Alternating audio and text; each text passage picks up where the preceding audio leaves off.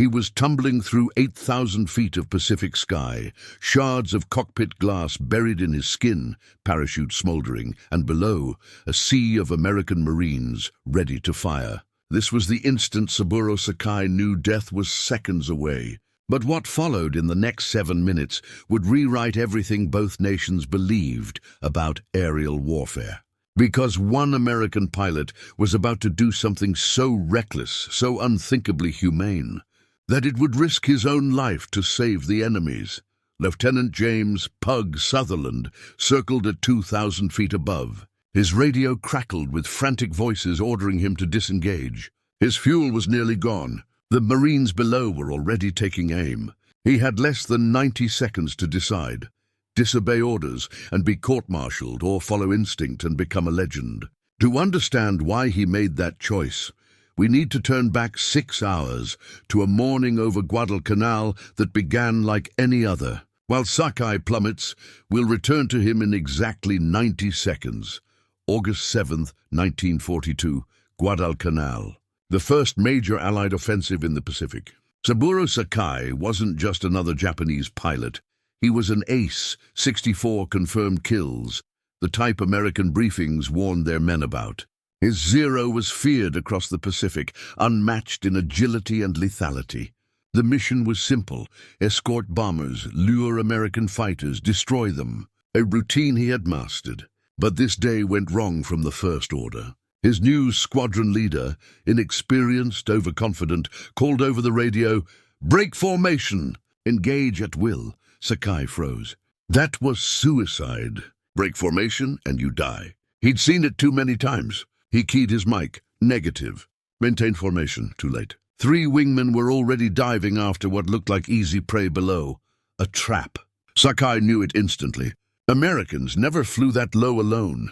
But orders were orders, and sometimes orders killed. Out of the sun came the ambush, P-38 Lightnings, perfectly positioned. Whoever led them knew their craft cold. The first burst tore through Sakai's canopy. Glass exploded inward. A slug smashed into his skull above the right eye. His instrument panel disintegrated. For 3 long seconds, there was only silence and blackness. Then vision partial through one eye. Blood, searing pain, and a spinning horizon. The Zero was in a flat spin, dropping fast. 12,000 feet. He fought the stick. Nothing. 11,000. Canopy jammed. He slammed it with his palm, once, twice, and stuck. 10,000.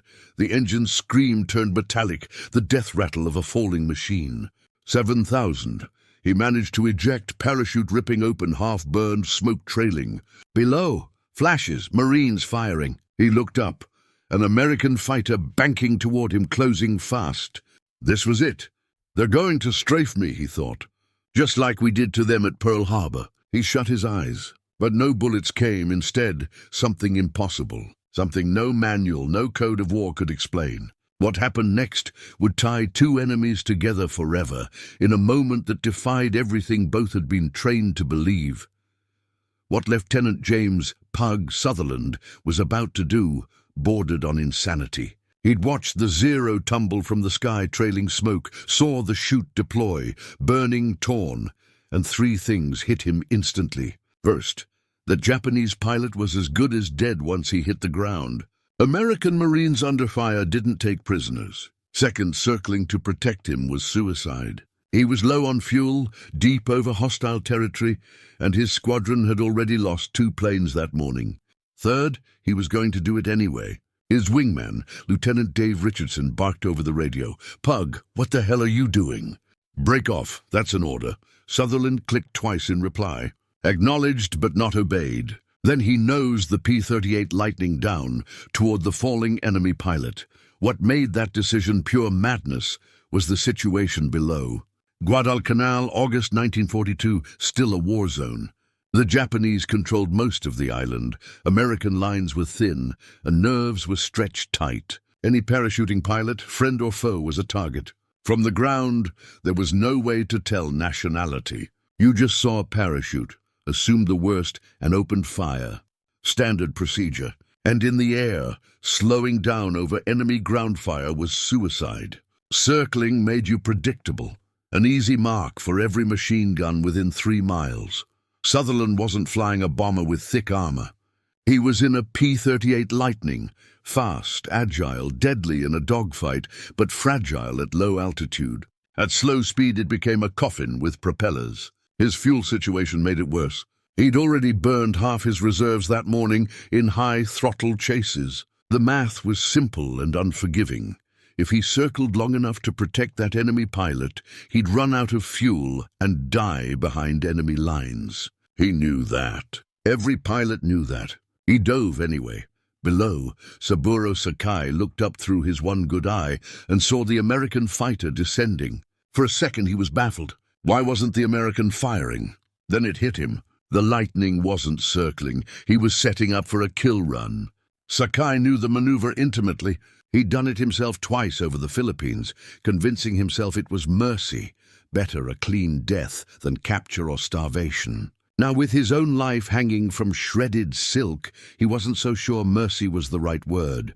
The American closed in, 300 yards. 200.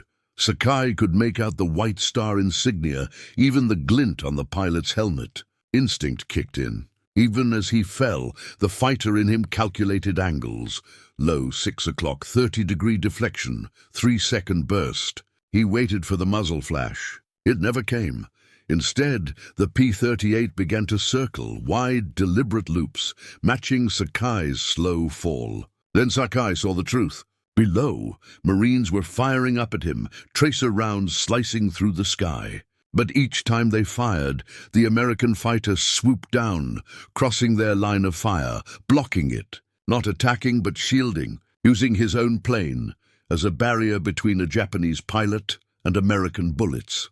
In 3 years of aerial combat, Sakai had seen men die for comrades, watched kamikaze pilots crash into carriers, witnessed courage and madness blended into one. But never had he seen an act like this. He was now at 4,000 feet, his parachute fraying, and the American was still there, circling like a guardian over his enemy. Together, they hung in that sky, one man falling, one man circling above him. The flames had spread across the torn parachute, the heat rising even through the Pacific wind. Below, Sakai could see them now, American Marines sprinting toward where he would land. A dozen, maybe more. They weren't running to capture him. They were running to kill him before he hit the ground. That was how the war worked out here. Both sides did it. No one said it aloud, but everyone knew. Up above, Sutherland's radio crackled with panic. "Pug, break off! You're over enemy territory. You're risking the whole squadron." His commander, John Eldridge, cut in. Hard voice, clipped tone. "Lieutenant Sutherland, that's a direct order. Break off now or face court-martial." Sutherland said nothing. He just kept circling. His wingman, Dave Richardson, still high at 12,000 feet, watched helplessly, staying up to cover him from any Japanese fighters that might appear, burning his own remaining fuel to protect a friend who was protecting an enemy. Then his voice came back, quiet, almost pleading. "Pug, what are you doing, man?" Sutherland finally spoke, 5 words that froze the cockpit. "He's someone's son, Dave. 3,000 feet. Sakai could see the Marines clearly now, their rifles glinting in the sunlight, aimed straight at him. The American fighter dropped lower, 500 feet now, so low that the ground troops had to stop shooting or risk hitting their own pilot. 2,000 feet. Sakai's ruined parachute caught a lucky updraft, dragging him west toward the tree line, toward Japanese lines. And the American adjusted, staying right between Sakai and the Marines, shielding him all the way down, 1,000 feet. And that's when Sakai realized what was really happening. The American wasn't just protecting him, he was steering him, using the wash from his propellers to push Sakai's parachute toward the Japanese-held side, toward safety, toward home. And in doing so, he was flying low enough for Japanese gunners to cut him in half if they spotted him. 500 feet. Sakai could see his face now. The American pilot, young, maybe 23, the same age Sakai had been when this war began. Their eyes met. For one heartbeat, they weren't enemies. The American nodded once, then pulled up hard, throttling away before Japanese guns could find him. Sakai hit the ground 30 yards inside Japanese territory. The impact shattered his ankle and drove glass deeper into his skull. His right eye was gone. He'd learn that later. Blood everywhere, crawling toward the trees when 4 Japanese soldiers reached him, hauling him to safety. And then Sakai stopped them. He grabbed one by the arm, pointed skyward at the American fighter climbing through 2,000 feet. "Don't shoot," he said, voice torn and raw. The soldier blinked. "Commander, that's an American." "I know," Sakai said. "Don't shoot." The soldiers hesitated. Training told them to obey, even if it made no sense. They lowered their rifles. All 4 stood there in the middle of a war zone, watching an American fighter climb through smoke and tracer fire, not one pulling a trigger. The P-38 banked east, back toward its own lines, trailing smoke now, hit by something on the way out, but still flying. One soldier whispered what they were all thinking. "Why would he protect you?" Sakai stared at the fading aircraft. "I don't know," he said. But deep down he did. He'd seen it, in that 1 second of eye contact. Not hatred, not pity, just recognition. One pilot to another, one human being to another. He blacked out and didn't wake for 3 days. When he did, it was in a field hospital in Rabaul. His right eye was gone for good. His face scarred forever. The first thing he asked was, "Did we shoot him down?" The medic shook his head. "No, he made it back, barely. Ran out of fuel on landing." Sakai closed his one good eye. The American had spent the last of his fuel, saving him.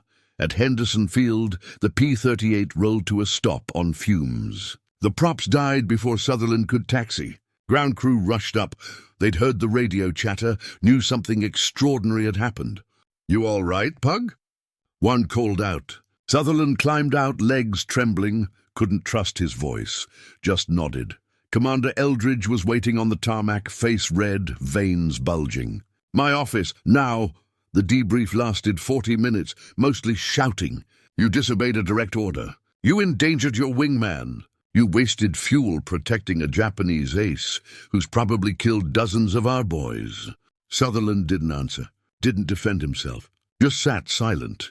10 minutes later, Richardson landed and came straight to the office. He waited outside, listening to every word. When Eldridge paused for breath, Richardson knocked. "Sir, permission to speak?" "Denied, Lieutenant. This doesn't concern—" "With respect, sir, it does. I was his wingman." Eldridge glared, then waved him in. "Fine. Tell me why I shouldn't court-martial both of you." Richardson straightened, stood beside Southerland. "Because, sir, if it had been me falling, I'd have wanted someone to do the same." Silence. Eldridge's anger seemed to drain away. His voice lower now. "Why?" Southerland finally looked up. "Would you have wanted someone to do that for your son, sir?" Eldridge's jaw tightened. Silence stretched between them. Finally, he exhaled, voice rough. "Get out of my office. Both of you. No court-martial. No written reprimand." The event was quietly buried, never entered into the record books. Sakai's recovery was long and brutal. The infection in his eye socket nearly killed him. The head wound left him with migraines that never truly went away. Yet against all odds, he flew again. 3 months later, back in combat, 64 kills became 68. But something inside him had changed. His squadron noticed. When American pilots bailed out, Sakai refused to fire on them, refused to chase them to the ground. "Let them land," he would say. "Let them take their chances." Once a wingman protested. "That's not how we fight, Commander." Sakai turned toward him, his ruined eye socket stark in the sunlight. "That's not how I fight anymore." Years later, San Diego, California. Saburo Sakai, now 69, author, veteran, and grandfather, had spent decades wrestling with the ghosts of war and 43 years searching for the American pilot who had spared him. The records were blank, the act unreported. James "Pug" Southerland had never spoken of it, not to superiors, not to family. But Sakai refused to let it fade. He combed archives, pilot rosters, and reunion lists until finally he found him. Retired Navy officer Virginia Beach, Sakai wrote a letter, explained who he was, asked if they could meet. Southerland's wife found him at the kitchen table, the letter in his hands, tears streaming down his face. "Jimmy, what's wrong?" she asked. He looked up slowly. I thought maybe I imagined it, he whispered. Maybe it didn't happen the way I remembered. They met months later at a veterans reunion in San Diego. Two old men carrying a shared memory that history had forgotten. Sakai brought his children and grandchildren, 3 generations alive because of a 7-minute decision over Guadalcanal. They sat across from each other in silence until Sakai finally stood and bowed deeply. "You gave me my life back," he said softly. "I've spent 43 years trying to understand why." Southerland rose too, didn't bow, just extended his hand. "You want the truth?" he said. "I don't know if I can explain it. My commanding officer asked me the same thing when he almost court-martialed me." Sakai nodded. "What did you tell him?" Southerland smiled faintly. "I asked if he'd want someone to do that for his son." Sakai's grandson, 12 years old, curious, spoke up. "But Mr. Southerland, he was trying to kill you that morning. If he'd won, you'd be dead." Southerland looked at the boy, then back at Sakai. "Yeah," he said quietly, "but he didn't win. And once he was in that parachute, he wasn't a combatant anymore. He was just a man falling out of the sky. It wasn't an isolated act. Over Guadalcanal, in Europe, in North Africa, there were others. Grunstiegler escorting the crippled B-17 home. Charlie Brown's mercy flight. A Tuskegee airman circling downed Germans until medics arrived. A Japanese pilot saluting an American ace and turning away instead of finishing the kill. Numbers tell part of it. 94% survival in American POW camps, 40% in German, 27% in Japanese. But numbers can't measure that instant, the split second when a man looks at his enemy and sees not a target, but a human being. Eisenhower said it best. Treat them as we'd want our boys treated. But in the end, it came down to men like Southerland, individual hearts, individual choices. One pilot looking at another, and seeing himself, someone's son, was falling from the sky. James "Pug" Southerland passed away in 2003. He never spoke publicly about what happened over Guadalcanal, never asked for medals, never claimed to be a hero. "I just did what anyone would have done," he once told his wife. She shook her head gently. "No," she said, "that's what you would have done. That's the difference." Saburo Sakai died 3 years earlier, in 2000. Until his final days, he never stopped telling the story of the American pilot who spared his life. His grandson still keeps the letter Sakai sent to Southerland, the one that ends with a single line, written in a trembling hand. "You taught me that honor does not end when the shooting starts. It is where it begins." Sakai had expected death at 8,000 feet. Southerland gave him 55 more years instead. That isn't strategy. It isn't doctrine. It isn't even heroism in the way history defines it. It's simply what a man chose to do when faced with an impossible choice. The instinct that separates warriors from killers. If your family carries a story like this, of aerial combat, of mercy shown in the chaos of war, share it in the comments below. I read every single one. Thank you for watching.